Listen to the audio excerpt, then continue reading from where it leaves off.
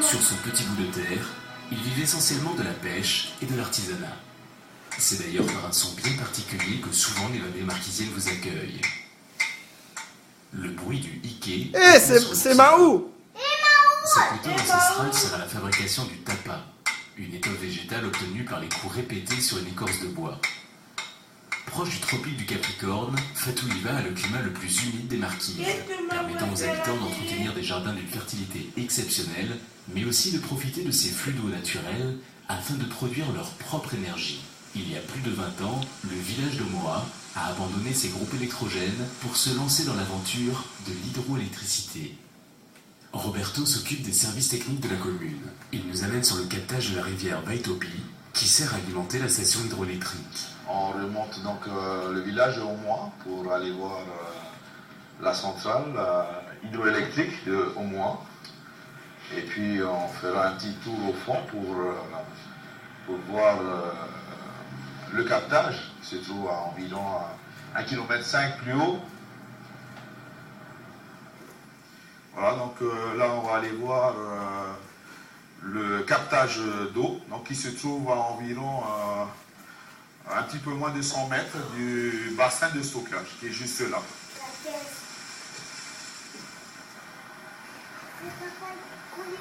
Voilà, nous sommes actuellement donc au captage.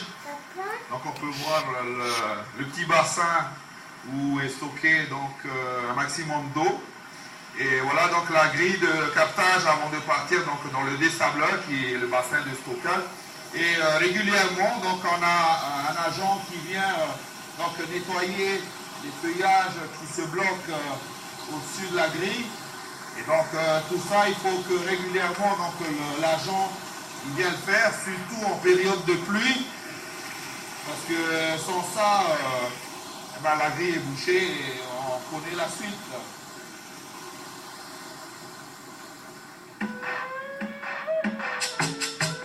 L'arrivée de cette énergie venue de la rivière a changé le quotidien des habitants.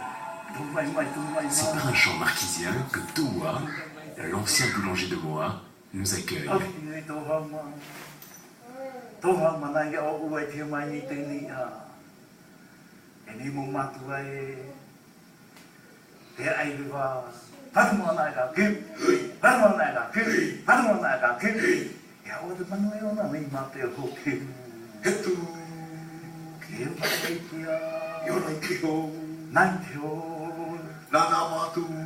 Il se rappelle de cette époque où il était tributaire des groupes électrogènes bruyants et onéreux.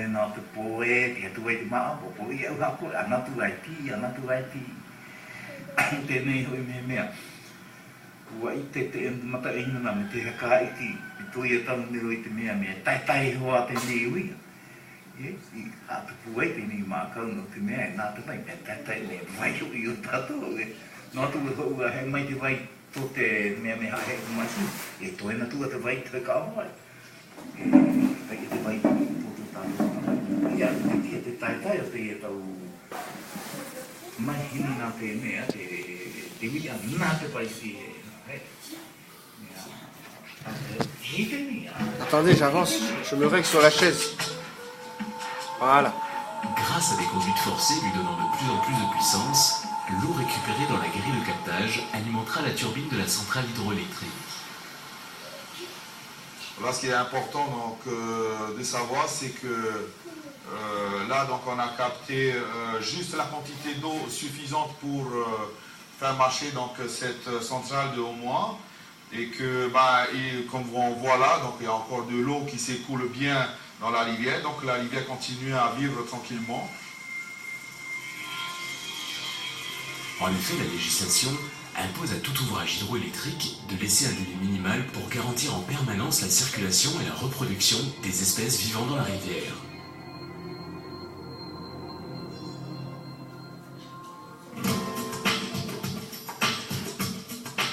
milliers de kilomètres sur la côte ouest de Tahiti, dans la vallée de la Maïeria, Benoît